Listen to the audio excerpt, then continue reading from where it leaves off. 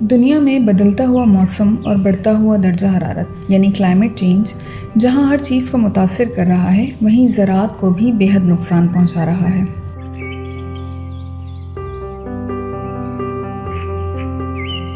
आलमी इदारों का कहना है कि क्लाइमेट चेंज की वजह से गुज़िश्ता 60 बरसों में दुनिया भर की ज़राअत में 21% कमी आई है। ज़मीन की बढ़ती हुई आबादी और घटती हुई ज़राअत को देखकर ऐसा लगता है कि बहुत जल्द हमें ग़िज़ाई किल्लत का सामना होगा, लेकिन मुमकिन है कि हम इस परेशान कुन सूरत हाल को रोक सकें। कम से कम नेपाल के इस गाँव में फरावानी से होती होम गार्डनिंग को देखकर तो ऐसा ही लगता है। नेपाल के दारुल हुकूमत खटमंडू के पहाड़ी गांव कुइकलठुमका की रहायशी ख़वातीन की ज़िंदगी का रुख गुज़िश्ता 3 साल में बदल कर रह गया है। बुनियादी तौर पर काश्तकारी और फसल की फ़रोख्त से वाबस्ता ये गांव मौशी परेशानी और ग़िज़ाई किल्लत का शिकार था, लेकिन 3 साल कबल शुरू की जाने वाली होम गार्डनिंग ने इनकी ज़िंदगी बदल दी है। शुरू में ये सिर्फ एक ही सरसों की फसल उगा रहे थे जिसे वो फरोख्त भी कर रहे थे और मखसूस खुराक खाने की वजह से न्यूट्रिशनल डिसबैलेंस का भी शिकार थे। हमने होम गार्डनिंग में इनकी मदद की और तरबियत फराहम की, जिसके बाद अब ये सारा साल मुख्तलिफ सब्जियां उगा सकते हैं। 35 साला जमुना अधिकारी अपने घर में 21 के करीब सब्जियां उगा रही हैं। नमस्कार, मेरा नाम जमुना अधिकारी, मेरा नाम जमुना अधिकारी है। हम यहाँ सब्जियों की काश्त करते हैं और बहुत सी सब्जियाँ उगाते हैं।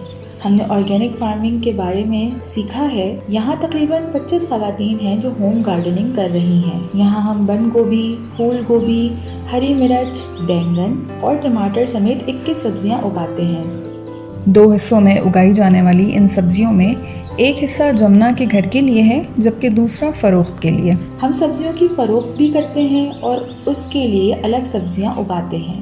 इससे पिछले साल मुझे 90,000 रुपये की आमदनी हुई। इतनी बड़ी रकम हमने अपनी ज़िंदगी में कभी नहीं देखी थी। यही नहीं, मौशी तौर पर कमज़ोर होने की वजह से स्कूल ना जा सकने वाली जमुना अब अपने बच्चों को स्कूल भी भेज रही है। मैं ज़्यादा पढ़ी लिखी नहीं हूँ, लेकिन अब मैं पैसे कमा रही हूँ और अपने बच्चों को स्कूल भेज रही हूँ। सारा साल सब्जियों की फसल को पानी देने के लिए यहाँ पर एक ख़ास किस्म के टैंक्स बनाए गए हैं। चिकनी मिट्टी, रेत और सीमेंट से तामीर किए जाने वाले इन टैंक्स में बारिश का पानी ज़ख़ीरा किया जाता है।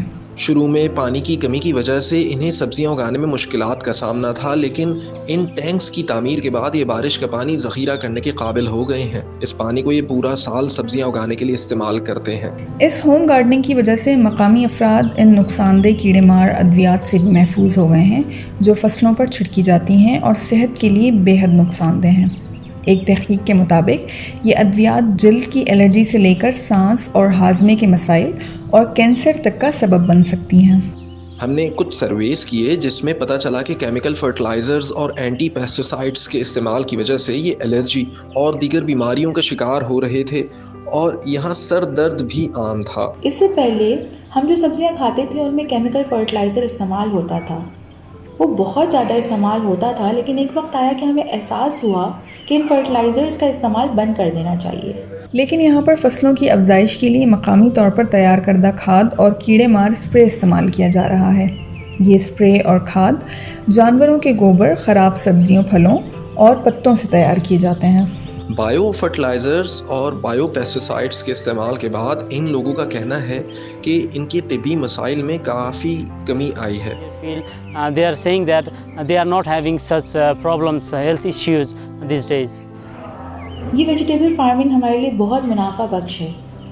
इससे ना सिर्फ हमारे घर के अखराजात पूरे हो रहे हैं, बल्कि हम अपने बच्चों को स्कूल भेजने के भी काबिल हो गए हैं।